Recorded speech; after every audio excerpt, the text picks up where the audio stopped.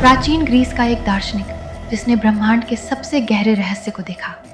प्लेटो ने एक स्वप्न देखा, एक अंधेरा जो सब कुछ निगल रहा है। लेकिन क्या वह अंधेरा केवल एक स्वप्न था या वह आज भी हमारी प्रतीक्षा कर रहा है? उसने कहा, यह अंधेरा मुझसे बोलता है, यह मेरा नाम जानता है। क्या आप सुन सकते हैं उसकी आवाज? एक नाम जो समय की सीमाओं को पार कर गया, एक दार्शनिक जिसने सत्य की खोज में अपने जीवन को समर्पित कर दिया।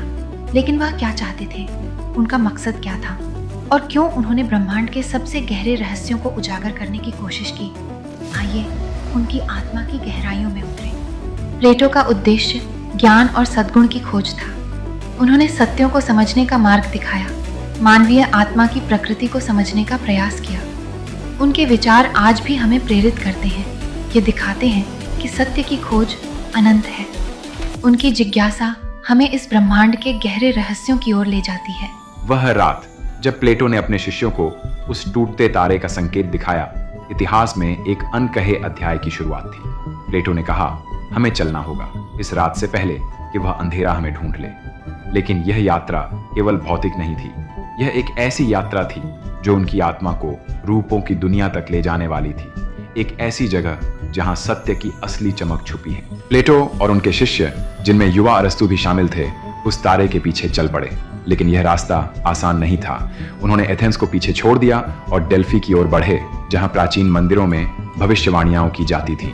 प्लेटो का मानना था कि डेल्फी की पुजारिन, जो अपोलो की भक्त थी, उन्हें वह संकेत दे सकती है जो उस गुप्त गुफा तक ले जाएगा। लेकिन उनके मन में एक डर भी था, एक डर जो उस स्वप्न में सुनी गई प्राचीन आवाज से जुड़ा था।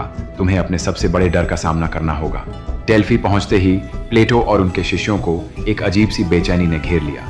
मंदिर के चारों ओर हवा में एक ठंडक थी, मानो कोई अदृश्य मौजूदगी उनकी प्रतीक्षा कर रही हो। पुजारिन ने, जिसे पाइथिया कहा जाता था, प्लेटो को देखते ही कहा, तुम वह हो जिसने अंधेरे को देखा है, लेकिन सावधान, वह अंधेरा तुम्हें भी देख रहा है।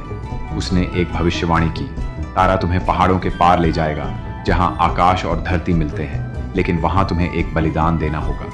प्लेटो के मन में सवालों का तूफान था। बलिदान? क्या वह अपने किसी शिष्य को खो देंगे, या क्या यह बलिदान उनके अपने डर का होगा? उन्होंने अपने शिष्यों को देखा, अरस्तु, क्रितोन और अन्य, जिन्होंने उन पर भरोसा किया था। उनकी आंखों में एक पुराना दर्द झलका। उन्होंने सुकरात को खोया था और वह दर्द आज भी उनके साथ था।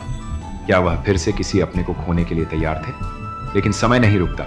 तारा धीरे धीरे फीका हो रहा था और वह अंधेरा नजदीक आ रहा था। पहाड़ों के पार, जहां आकाश और धरती मिलते प्रतीत होते थे, प्लेटो और उनके शिष्यों ने एक प्राचीन गुफा का प्रवेश द्वार पाया। लेकिन यह कोई साधारण गुफा नहीं थी। इसके चारों ओर एक अजीब सी ऊर्जा थी, एक कंपन जो हड्डियों तक महसूस हो रहा था। प्लेटो ने कहा, यह वह जगह है, लेकिन यहां से आगे का रास्ता केवल आत्मा का है। अचानक हवा में एक गहरी गूंज सुनाई दी, एक ध्वनि जो तारों के संगीत को तोड़ रही थी। वह अंधेरा अब बहुत नजदीक था।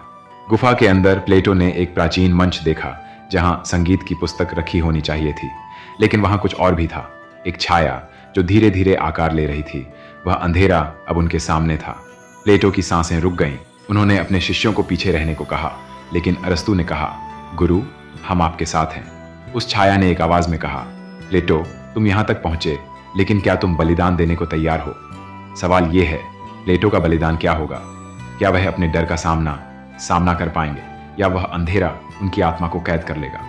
प्लेटो अब अपने जीवन की सबसे बड़ी परीक्षा के सामने थे। क्या वे संगीत की पुस्तक को पालेंगे? क्या वे उस अंधेरे को रोक पाएंगे, या यह ब्रह्मांड हमेशा के लिए खो जाएगा? अगले भाग में हम इस रहस्य के अंतिम अध्याय को उजागर करेंगे। तब तक आकाश की ओर देखिए और सोचिए, क्या वह अंधेरा आज भी हमारी प्रतीक्षा कर रहा है?